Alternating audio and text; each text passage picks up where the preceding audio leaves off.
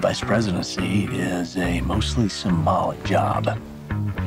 However, if we came to a different understanding. When you're playing a character who is based on somebody in real life, how much do you try to understand the real person as opposed to maybe just the person as they are sort of conceived as a character on the page? Yeah, you know, you want to, just out of interest in what I do, you want to try to delve deeper. You want to also help the director who is spinning many plates, and have lots more information to offer.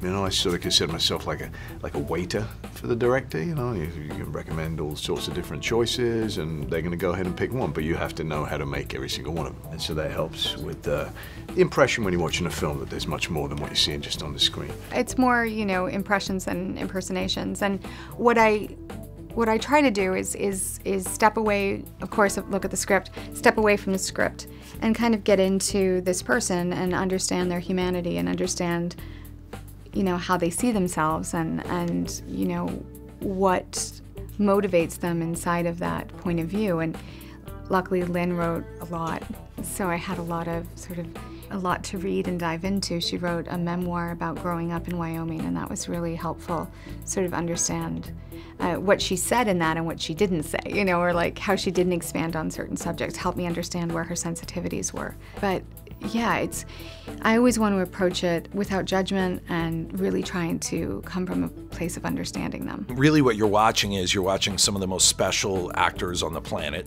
do things that they uniquely do. And, you know, the great thing with these actors is that, you know, they're special. They have a process that, you know, very few other actors in the world can do. So initially I treat it kind of like seeing a double or triple rainbow. I just get very quiet, I back off and let it happen.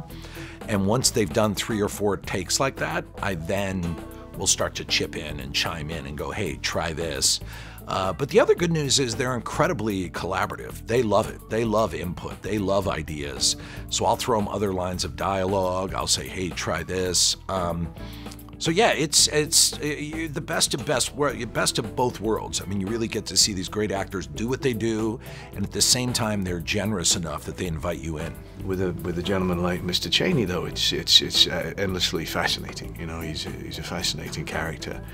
He's not very forthcoming, although he is someone with great assurance, and he certainly doesn't hide from any of his opinions. He's very bold, you know, and to this day has not expressed any remorse or regret. You know, says about everything, no matter how unpopular it is. You know, he says he'd do it again in a minute. You know, but he liked to be the man, you know, in the shadows, and was actually wielding far more power than the front man from that position.